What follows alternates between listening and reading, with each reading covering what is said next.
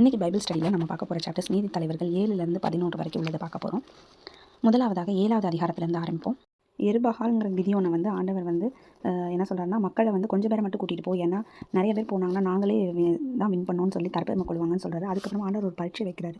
ஒரு நீர்நிலைக்கு மக்களை அழைத்து சென்று அங்கே வந்து நாயை போல் பருகுபவர்கள் தண்ணீரை, அதாவது கையினால் எடுத்து குடிப்பவர்கள் மற்றும் மண்டிட்டு குடிப்பவர்கள் அப்படின்னு ரெண்டாக பிரிக்க சொல்கிறாரு. அதில் மண்டிட்டு குடிப்பவர்களை வந்து ஆண்டவர் வீட்டுக்கு அனுப்பிடுறாரு. அதில் 700 பேர் திரும்பிடுறாங்க. மீதி இருக்கிற 300 பேர் மட்டும் நாயை போல் நக்கி கொடுத்ததுனால அவங்கள வந்து எடுத்துக்கிறாங்க.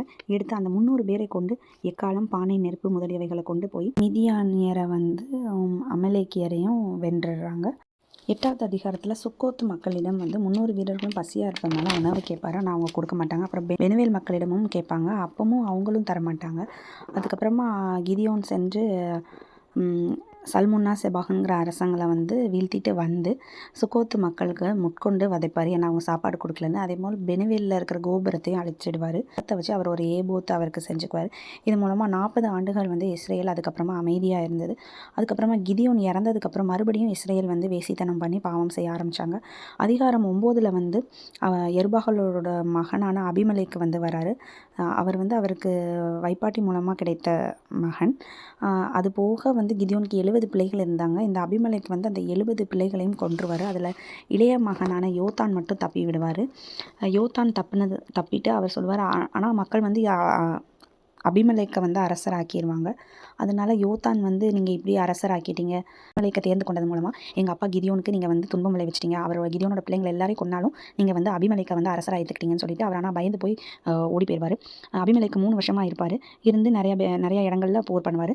ஒரு மலை தெபேசுங்கிற மலைக்கோட்டையில் இருக்கும்போது ஒரு பெண் வந்து அபிமெலேக்கு மேலே கல்லை போட்டு அவர் வந்து மண்டை உடைந்து இறந்துவார். ஆனால் பெண் கொண்டதாக இருக்கக்கூடாதுன்னு சொல்லி அவரோட பணியாளனை வந்து வாளால் குத்த சொல்லுவார். அதுக்கப்புறமா 10வது அதிகாரத்தில் அதுக்கடுத்த நீதி தலைவர்களான தோலா, கிதியோனுக்கு அடுத்த நீதி தலைவரான தோலா வந்து வராரு. அவர் மூலமாக 23 ஆண்டுகள் ஆட்சி பண்ணுறாங்க. அதன் பின்பாக யாயிர் வராரு நீதி தலைவராக. அவர் 22 ஆண்டுகள் வந்து ஆட்சி செய்கிறார். அதுக்கப்புறமா இப்தா வராரு. இப்தா வந்து இஸ்ரேல் 18 ஆண்டுகள் அமோனியரிடம் வந்து துன்பம் போடும்போது வராரு. அப்போ வந்து இஸ்ரேல் மக்கள் மறுபடியும் நாங்கள் பாவம் செஞ்சோம் ஆண்டவரை, வேற்று தெய்வங்களை அகற்றிட்டு மறுபடியும் ஆண்டவருக்கு ஊழியம் செய்ய ஆரம்பிக்கிறாங்க. அதுக்கப்புறமா ஆண்டவர் இரக்கமுற்று அவங்க அமோனியர்களை வந்து அவங்க கையில் வந்து ஒப்படைக்கிறாரு இப்தா மூலமாக. இப்தாவை பற்றி நம்ம பார்க்குறோம். இப்தா வந்து ஒரு விலைமாதோட பையன். கிளையாது தான் அவரோட அப்பா. கிளையாதோட மனைவி வந்து இப்தாவை துரத்தி விட்டுறாங்க. ஆனால் திருப்பி அமோனியரை எதிர்க்கிறதுக்காக அந்த மக்கள் எல்லாரும் இப்தாவை திருப்பி கூப்பிடுவாங்க. திருப்பி கூப்பிடும்போது கூட அவர் வந்து இந்த காரியங்கள்லாம் ஆண்டவரோட திருமுன்னாடி வந்து அனைத்தையும் பற்றி கூறி ஜெபித்தாருன்னு நம்ம பார்க்குறோம். அதே போல் நம்மளும் இருக்கணும் படிக்கிறோம். ஆண்டவருடைய ஆவி இப்தாக்கு அருளப்பட்டு அவங்க வந்து போரிட்டு வெற்றி பெற்று வருவாங்க. வெற்றி பெற்று வரும்போது நேர்ச்சையாக யார் முதல் சந்திக்கிறனோ அவங்கள நான் வந்து எரிபலியாக கொடுப்பேன்னு சொல்லுவார். எதிர்பாராத விதமாக அவருடைய மகளை எதிர்த்து வந்தவர். அவருக்கு இருந்த ஒரே மகள், அவங்க வேறு பிள்ளைங்கள் அவங்களுக்கு கிடையாது. ஆனால் அவங்க மகள்